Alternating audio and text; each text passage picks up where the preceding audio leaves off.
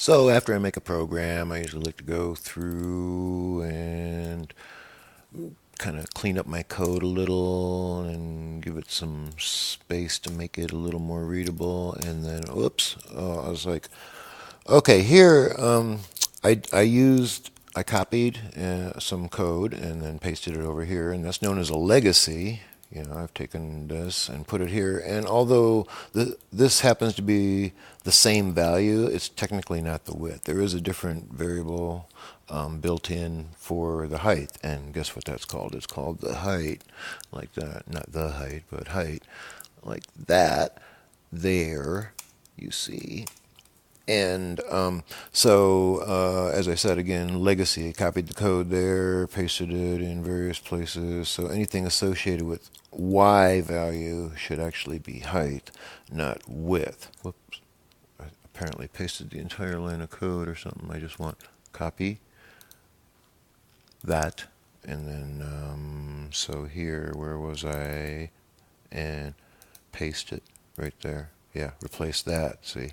Down here, see, paste, and then add a little space to make things readable.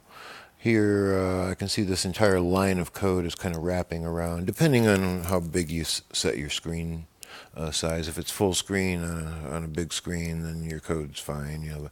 But I'm trying to keep the window size a little smaller, just to keep the video size smaller. I'm going to add a return after the code there and put it all kind of on the same line, line after the code there. Just kind of tidy that up a bit. When you do it in the back, for some reason it makes an extra line for you. Okay, there. Now that kind of makes things look nicer on a smaller screen.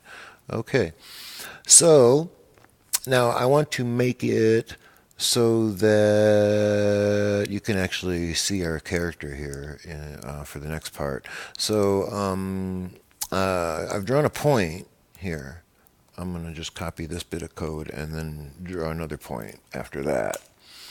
Only just let me just temp in and say I'm going to draw this at mouse coordinates, mouse X, Y, Okay, so that's my player. Okay, now, maybe I don't want this guy to be the same color as this guy up here, right? Okay, so I'm going to, right above my guy, I'm going to change the color of the point, which of course, as we remember, is our stroke color. So I'm just going to, of course, it defaults to red, which is not a lot of help in this case. We're going to have to pick something else and say, let's say we want our guy to be yellow. And then, whoops, what happened? The other guy turns yellow too. Oh, well, now why is that? Okay, because we have declared the color. I'm sorry, why am I trying to talk and think at the same time here? We've declared the color outside the function. Okay, that would be like a global color, that's affects everything after that. Okay, but and then here inside the loop. Remember, everything inside the draw function is repeating over and over. Somewhere down the line, we've changed the stroke color, right? Okay, so that resets it, and then it goes back to the top of the loop, and nothing has set the stroke color back, and so the original point here also inherits that color. So if we want it to retain its color, then we have to now be a little more specific, and I'm going to cut that out of there, or Control X, and now I've got a little bit of extra space I can clean up. Let's keep 2 there before the draw function. I always like to give that a little more space. Down here, now, we're going to, before the other point, specifically give it its own color. Now, see, okay, so now the point has its color, and I have my own color. Okay, so I just wanted to add a tab there instead to indent it a little. And now I got a kind of a mess of code here. Let me just kind of group it. So there's my point, which is the ball. Yeah, right. So let me just, why don't I just explicitly say that, draw my ball, right there. So now I can go back and like look at the code later and like remember what's what, just in case it's not explicit, bunch of commands there, here, draw player. There we go. Okay. So now then all of that kind of makes a little more sense. Okay. Now here we go. I'm going to go down here. Here, do I have to go draw score? Nah, that's kind of obvious what this line does, wouldn't you say? Yeah, there you go. Draws the score, text, score. Okay. So, you don't have to be, totally overdo it, and that's the beauty of, again, using variable names that are more explicit. If this variable name was Rx or something, then you're like, you can't read your own code, but you give a nice descriptive variable name, then, then things make more sense, okay? Okay, so now, of course, here's the thing. I'm going to increase ball size here. And, okay, now both of our balls are increased at the same size. So clearly I want to have it, maybe each have their own size, not just share the ball size, right, of course. But now look here, it goes into there a little before the collision actually happens now. Because before we were just calculating a finite point in space, which would be the tip of where the mouse is, the x and y coordinate. Now we have a character that has some space to it, so we also have to calculate in that little bit of extra space, see? So that's where the ball size variable comes in handy, you see. So let me just bring that back down to something, again, more reasonable there. And so, of course, obviously, I'm going to need a new variable besides ball size. Whoops, I copied more than one line. Just going to grab that there. So besides that, I'm going to go down here and add a new one, which will be the player size. See, right? And for the moment, I can have a player X and then write mouse X into player X or whatever, but I'm just using mouse X and mouse Y directly, So I'm kind of okay with that for the moment, So just to keep things kind of organized. I do have I did say I want a player size there, right? So here, player size, copy. Down here, draw player, I have a stroke, right? But what don't I have? I don't have the stroke weight. Oh, okay.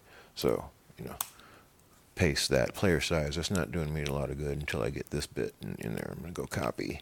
And then, oh, yeah, I got an error. Fine. Okay. I'm just going to change the stroke weight in here, too. Now I'm going to just cut that out of there and put it right in there. See? So now I have a separate variable for my player size, So, just so you get this, like, feeling of superiority. Now the player can be a little bit bigger than the opponent. There, big mean player. Great, awesome.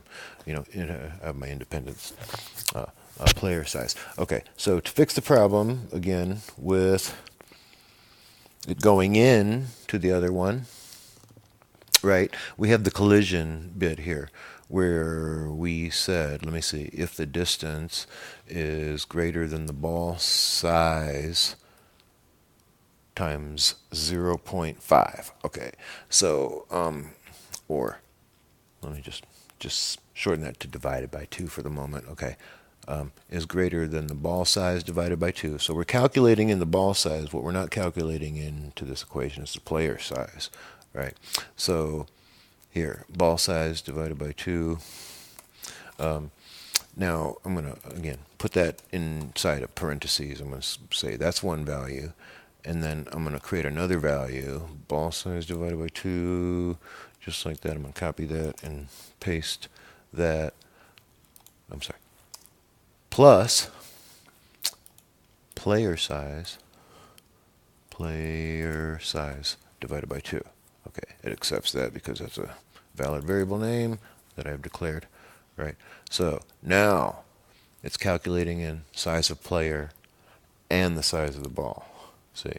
And because I have the variable names declared up there, then I can change these, and the collision still works the moment the skin of one touches another. Okay, so really this is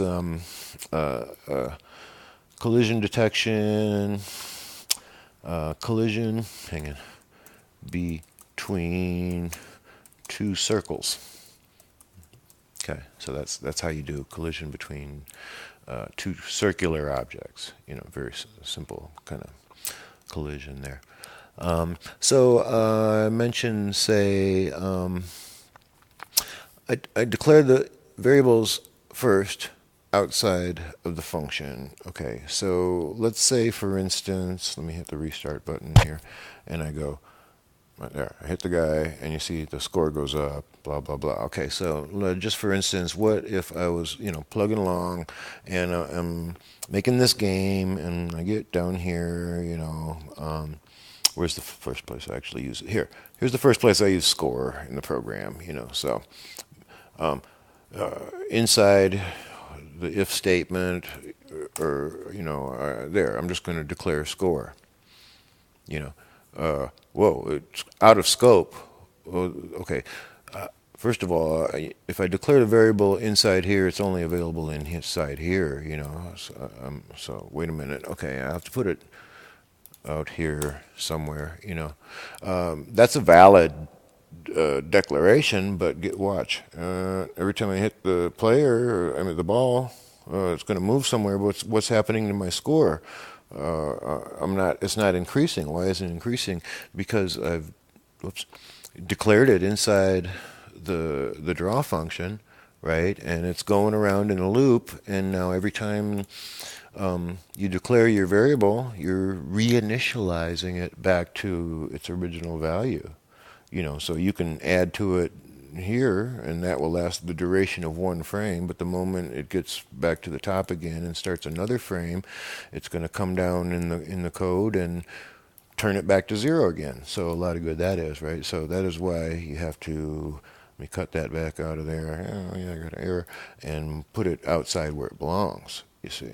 That's why you need to, it's critical, that you declare your variables outside of the draw function,